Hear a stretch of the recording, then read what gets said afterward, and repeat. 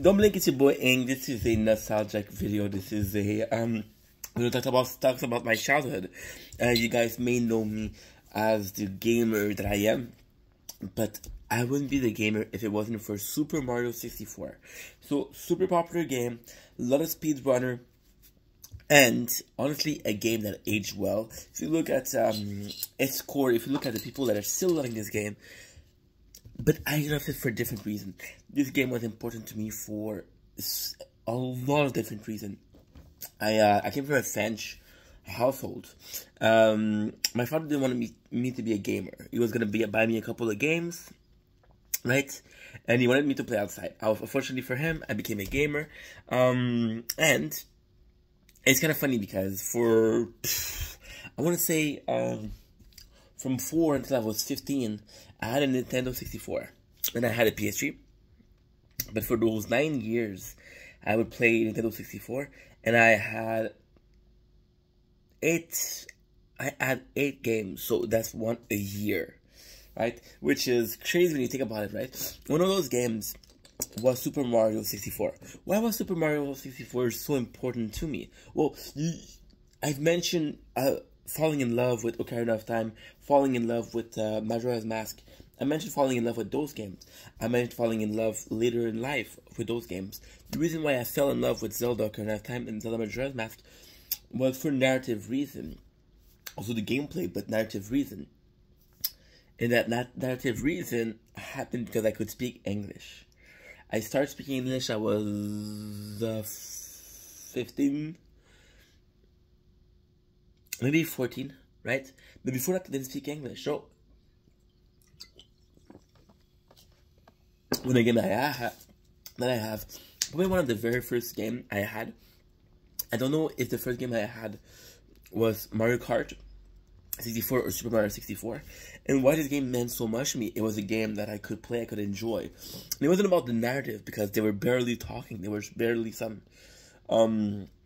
it was more what's going on in the scene, like, you know, Peach is getting captured, it's about making your way through the castle, right? There's no narrative. And although a lot of people are going to say that the non-narrative version of this game is lackluster, for a kid who doesn't speak English, who had an English game, because every single game I had were English, for a kid who didn't have that, a game like Mario Kart, Mario 64, were so important because, again, I didn't care about narrative.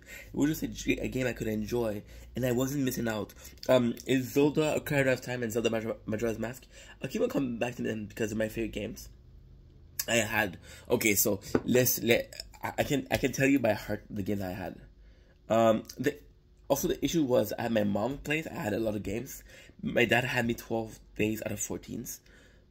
So it was more about these games. I had Spider-Man 64.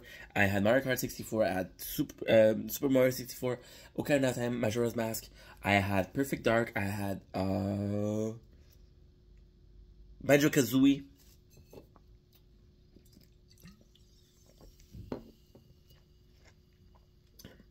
I did Perfect Dark. That's all the games I had, right? All of those, except for 2 games, Mario Kart and Super Mario 64, were narratively focused. Right? And it's funny because if you think about it, it's kind of insane when you think about it. If you take the time to think about it, as a kid, I didn't like car, I didn't like racing. So the only game I wanted to play was 64. The craziest thing is I had so much fun with this game. I didn't care. I'm a weird gamer. I don't care about winning the game. I don't care about making moves. I just care about being inside that universe, right? I didn't beat the game until I was 13. And I had it, I was 6. It took me 7 years. Right? Although I wouldn't play it like every single day. But still, even Zelda Ocarina of Time, there was this boss, right? This boss, the very first boss, which was the Goma Queen, inside the tree. I was scared of it as a child, so I would play the game over and over until that boss then just delete the file and continue. So yeah, so big thanks to Super Mario 64 as a non-English speaker who was looking to play a game, only games in English, a non-narrative game that was actually fun. It's kind of cool. I love you guys. Peace.